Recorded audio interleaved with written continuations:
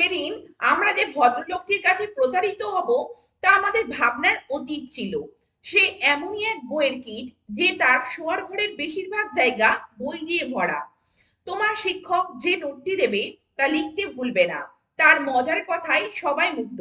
এই ধরনের সেন্টেন্সগুলি আমরা কত সহজে tech related phrasal verb use করে আমরা ইংলিশে ট্রান্সলেট করতে পারি বা বলতে পারি তা আজকে ক্লাসের মাধ্যমে দেখে নেব। তো welcome everybody, welcome to my channel টুসি ইংলিশ কোচিং। সবাইকে বলবো প্রথম থেকে ক্লাসটি মনোযোগ সহকারে করতে। আর আজকে যারা চ্যানেলে প্রথম রয়েছে এবং এখনো অবধি যারা চ্যানেলটিকে সাবস্ক্রাইব করনি তারা অবশ্যই চ্যানেলটিকে সাবস্ক্রাইব করে প্রতিনিয়ত এই ধরনের ইন্টারেস্টিং ক্লাস করতে থাকো। তো চলো আজকে ক্লাস শুরু করা যাক। দেখো, টেক মানে নেওয়া, এই অর্থে আমরা শুধু আজকে টেক এই ওয়ার্ডটিকে ইউজ করব না। টেক রিলেটেড বিভিন্ন ফ্রেজাল ভার্ব আমরা কিভাবে সেন্টেন্সে ব্যবহার করতে পারি তা আজকে ক্লাসের মাধ্যমে দেখে নেব। তো দেখো, প্রথমে আছে টেক আফটার। তো টেক আফটার মানে যে সাদৃশ্য বা একই রকম দেখতে, যেটিকে ইংলিশে আমরা বলতে পারি রিসেম্বল। তো প্রথম সেন্টেন্সটি কি রয়েছে দেখো, যেখানে আমরা টেক আফটার ইউজ করতে পারি। তনুকে চিনতে পারা খুব কঠিন কারণ তাকে দেখতে তার দিদির মতো। সেন্টেন্সটি আমরা কিভাবে বলবো? It is very difficult to recognise Tanu as he takes after her elder sister। তো সেন্টেন্সটি এবার বুঝে নাও যে ইট ইজ ভেরি ডিফিকাল্ট, এটা খুব কঠিন। কি কঠিন? টু রেকগনাইজ তনু, তনুকে চিনতে পারা খুব কঠিন। কারণ as she takes after her elder sister, কারণ সে তার দিদির মতোই দেখতে। তো টেক্স আফটার বলতে একই রকম দেখতে বা ডিসেম্বল অর্থে এখানে কিন্তু এই ফ্রেজাল ভার্ব টেক আফটার কে ব্যবহার করা হয়েছে। পরের সেন্টেন্সটি দেখো, রবির মুখে যেন তার ঠাকুমার মুখ বসানো, এমনকি তার চুল ঠাকুমার মতো কোঁকড়ানো। সেন্টেন্সটি কিভাবে বলবে? Ruby takes after her grandmother and even her hair is curly like her grandmother's। তো দেখো, রুবির মুখে যেন তার ঠাকুমার মুখ বসানো, অর্থাৎ রুবি তার ঠাকুমার মতোই দেখতে। তো সেন্টেন্সটি দেখো, Ruby takes after her grandmother, এমনকি তার চুল ঠাকুমার মতো কোঁকড়ানো। and even মানে এমনকি her hair is curly like her grandmother's, অর্থাৎ তার ঠাকুমার চুলের মতোই তার চুলও কিন্তু কোঁকড়ানো। তো তোমরা দেখলে যে টেক আফটার এই ফ্রেজাল ভার্বটিকে আমরা কিভাবে এই সেন্টেন্স দুটিতে ইউজ করলাম। পরের ফ্রেজাল ভার্বটি দেখো, take down. Take down means write, লেখা, ইউজুয়ালি ফ্রম ডিকটেশন, অর্থাৎ কেউ কোনো একজন পড়ছে এবং কেউ সেটা শুনে লিখছে, সেক্ষেত্রে আমরা কিন্তু টেক ডাউনটি বেশিরভাগ ক্ষেত্রে ব্যবহার করি। না হলেও আমরা টেক ডাউন অর্থে, রাইট অর্থে কিন্তু আমরা টেক ডাউন এই ফ্রেজাল ভার্বটিকে ইউজ করতে পারি। তো সেন্টেন্সটি দেখো, রামরতন বাবু নামগুলি পড়ে শুনিয়েছিলেন এবং তার সচিব সেগুলো লিখেছিলেন, অর্থাৎ রামরতন বাবু নামগুলো পড়েছিলেন এবং সেগুলো শুনে সচিব কি করেছিলেন? সেগুলো লিখেছিলেন। তো ইংলিশে কিভাবে বলবে? রামরতন বাবু read out the names and the secretary took them down।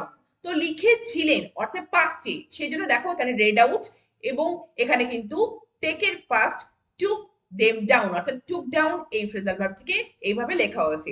পরের সেন্টেন্সটি দেখো, তোমার শিক্ষক যে নোটটি দেবে তা লিখতে ভুলবে না। কিভাবে বলবে? Don't forget to take down the notes that will be given by your teacher. Don't forget to take down the notes that will be given by your teacher.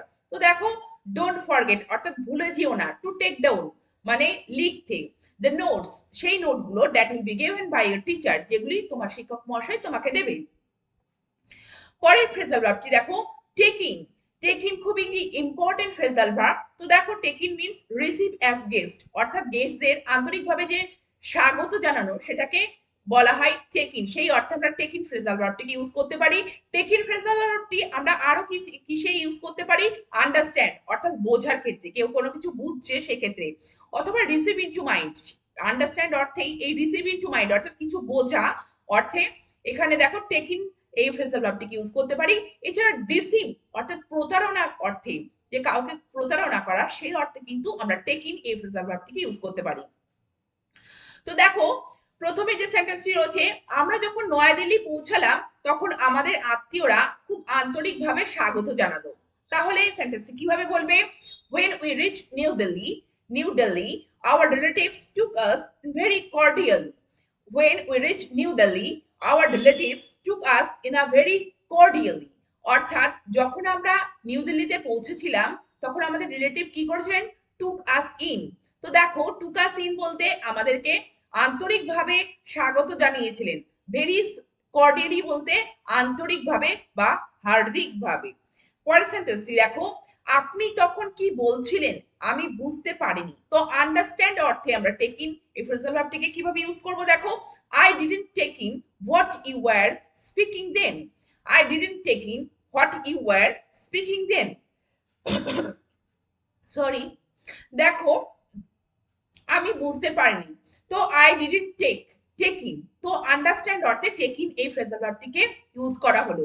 এখানে ডিডন্ট আছে বলে আমরা কিন্তু টেক শব্দটিকে টেক ইন টেককে আমরা কিন্তু present ফর্মে রেখেছি।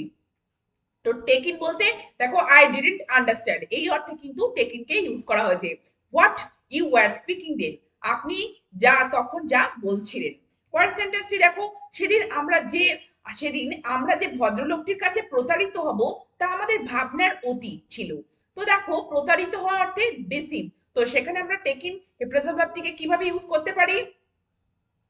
ইট ওয়াজ বিয়ন্ড আওয়ার থট, মানে এটা আমাদের ভাবনার অতীত ছিল, that we would be taken in by that gentleman that day, যে আমরা প্রতারিত হব, we would be taken in by that gentleman that day, যে ওই দিন যে আমরা ভদ্রলোকটির কাছে প্রতারিত হব সেটি আমাদের ভাবনার অতীত ছিল। পরের ফ্রেজাল ভার্বটি দেখো, take off. Take off means remove, অর্থাৎ সরিয়ে ফেলা বা কোনো কিছু খুলে ফেলা। আর লিভ দ্য গ্রাউন্ড অর্থাৎ কোনো কিছু ছেড়ে যাওয়া। তো প্রথম সেন্টেন্সটি কি রয়েছে দেখো, অফিস থেকে ফিরে সৌম্য কোটটা খুলে হ্যাঙ্গারে ঝুলিয়ে দিলেন। তো সেন্টেন্সটি কিভাবে বলবে? সেন্টেন্সটি এইভাবে বলবে, after returning from office Soumya took his coat off and hung it on hanger. After returning from office, Shomo took his coat off and hung it on hanger. তো দেখো যে অফিস থেকে ফেরার পর, তো তোমরা এইভাবে বলতে পারো যে returning from office Shomo took his coat off and hung it on hanger. তো দেখো এখানে দেখো টুক অফ মানে কোনো কিছু খুলে রাখা অর্থে কিন্তু টুক অফ এই ফ্রেজাল ভার্বটিকে কিন্তু ইউজ করা হয়েছে। পরের সেন্টেন্সটি দেখো, তাড়াহুড়ো করুন নতুবা আপনার দেরি হয়ে যাবে, কারণ আপনার ফ্লাইট 2 ঘন্টা পরে ছেড়ে যাবে। 2 ঘন্টা পরে কি হবে? ছেড়ে যাবে। তো সেন্টেন্সটি কিভাবে বলবে? মেক হারি or you will be late as your flight will take off after 2 hours. Make hurry or you will be late as your flight will take off after 2 hours. তো দেখো মেক হারি অর্থে তাড়াহুড়ো করুন, অথবা কি হবে or you will be late অথবা আপনার দেরি হয়ে যাবে, as কারণ your flight will take off after 2 hours অর্থাৎ 2 ঘন্টা পরে আপনার ফ্লাইটটা কি হবে? ছেড়ে যাবে। তো দেখো টেক অফ এই ফ্রেজাল ভার্বটিকে আমরা সেন্টেন্সে কিভাবে ইউজ করলাম। এবার পরের ফ্রেজাল ভার্বটি দেখো, take out.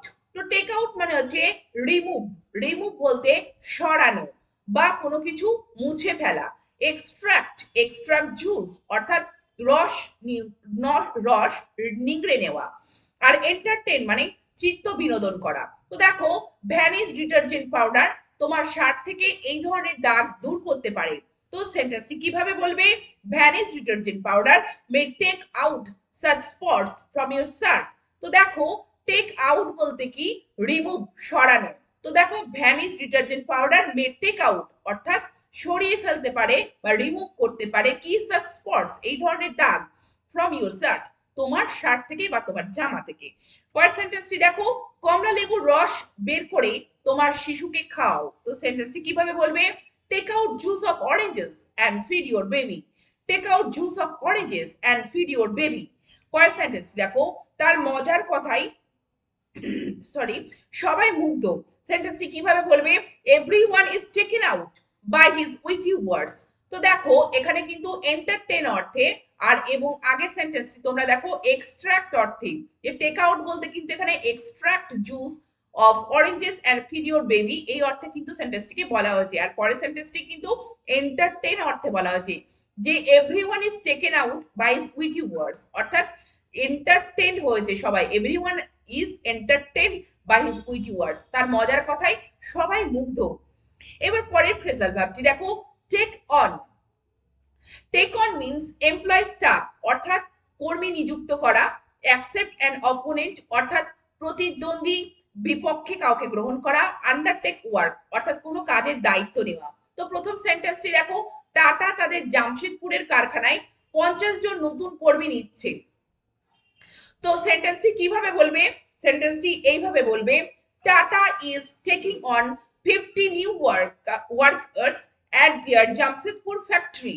Tata is taking on 50 new workers at their Jamshedpur factory. তো দেখো এখানে এমপ্লয় করা, যে টাটা ইজ এমপ্লয়িং এটি না বলে আমরা কিন্তু বলতে পারি টেকিং অন। কি নিচ্ছেন? 50 নিউ ওয়ার্কার্স, অর্থাৎ 50 জন নতুন কর্মী। কোথায়? at their জামশেদপুর ফ্যাক্টরি, অর্থাৎ তাদের জামশেদপুরের কারখানায়। পরের সেন্টেন্সটি দেখো, টেবিল টেনিসে মনুর বিপক্ষে খেলবে তনু। তো অ্যাকসেপ্ট অ্যাজ অ্যান অপোনেন্ট এই অর্থে আমরা টেক অন ফ্রেজাল ভার্বটি কিভাবে ইউজ করব? Tanu will take on Manu at table tennis. Tanu will take on Manu at table tennis, অর্থাৎ যে Tanu will play against Manu at table tennis, অর্থাৎ টেবিল টেনিসে তনু মনুর বিরুদ্ধে, মনুর বিপক্ষে খেলবে কে? তনু। পরের সেন্টেন্সটি দেখো, এই মুহূর্তে এত ভারী কাজের দায়িত্ব নেওয়া আমার পক্ষে খুব কঠিন। তো দেখো এই আন্ডারটেক ওয়ার্ক, অর্থাৎ কোনো কাজের দায়িত্ব নেওয়া, সেই অর্থে আমরা টেক অন এই ফ্রেজাল ভার্বটিকে কিভাবে ইউজ করতে পারি? at this moment taking on such heavy task by me is very tough. at this moment এই মুহূর্তে taking on such heavy tasks মানে ভারী কাজের দায়িত্ব নেওয়া by me আমার পক্ষে is very tough খুব কঠিন। পরের ফ্রেজাল ভার্বটি দেখো, টেক আপ। তো টেক আপ এই ফ্রেজাল ভার্বটি মানে বিগিন আ হবি, কোন একটা শখ বা কোন একটা শখ সেটা শুরু করা, বা কোন স্পোর্ট খেলা শুরু করা, বা কাইন্ড অফ স্টাডি বা কোনো কিছু পড়া শুরু করা, সেক্ষেত্রে আমরা টেক আপ ফ্রেজাল ভার্বটিকে ইউজ করতে পারি। আর কি অর্থে ব্যবহার করতে পারি? অকুপাই, যে কোনো জায়গা দখল করে রয়েছে এই অর্থে আমরা কিন্তু অকুপাই, যে কোনো স্থান দখল করে রয়েছে সেই অর্থে আমরা অকুপাই অর্থে আমরা কিন্তু কি টেক আপ এই ফ্রেজাল ভার্বটিকে ইউজ করতে পারি। তো দেখো তিনি বাগান করা শুরু করেছেন এবং এটিতে খুব আগ্রহী হয়ে উঠেছেন। তো দেখো বাগান করা শুরু করেছেন, তো এই বাগান করা একটা হবি ব্যাপার। তো এখানে টেক আপ এই ফ্রেজাল ভার্বটিকে আমরা কি করে ইউজ করে সেন্টেন্সটিকে বলতে পারি? She has taken up gardening, অর্থাৎ তিনি বাগান করা শুরু করেছেন, and has become very keen on it, এবং এটিতে খুব আগ্রহী উঠেছেন। হ্যাজ বিকাম মানে হয়ে উঠেছেন, ভেরি কিন আগ্রহী, অন ইট এটাতে। তো she has taken up gardening and has become very keen on it. পরের সেন্টেন্সটি দেখো, সে এমনই এক বইয়ের কিট যে তার শোয়ার ঘরের বেশিরভাগ জায়গা বই দিয়ে ভরা। সেন্টেন্সটি কিভাবে বলবে? he is such a bookworm that most of the place of his bedroom is taken up with his books. তাহলে দেখো সে এমনই, হি ইজ সাচ আ বুকওয়ার্ম, সে এমনই এক বইয়ের কিট, দ্যাট যে most of the place of his bedroom, যে তার শোয়ার ঘরের বেশিরভাগ জায়গা is taken up with his books, অর্থাৎ বই দিয়ে ভরা। তো তোমরা দেখলে টেক মানে নেওয়া এই অর্থে আমরা শুধু টেক এই ওয়ার্ডটিকে ব্যবহার করব না, টেক রিলেটেড বিভিন্ন ফ্রেজাল ভার্ব ইউজ করে আমরা আরো সুন্দরভাবে সেন্টেন্স বলতে পারি এবং লিখতে পারি। তো এই ধরনের ফ্রেজাল ভার্ব ইউজ করে অবশ্যই তোমাদের লেখাতে তোমরা প্রয়োগ করো এবং তোমরা নিজেদের মধ্যে বলার চেষ্টা করো এই ফ্রেজাল ভার্বটিকে ইউজ করে। আর এই ক্লাসটি ভালো লেগে থাকলে অবশ্যই চ্যানেলটিকে সাবস্ক্রাইব করে প্রতিনিয়ত এই ধরনের ক্লাস করতে থাকো। Thank you very much, thank you for watching this video.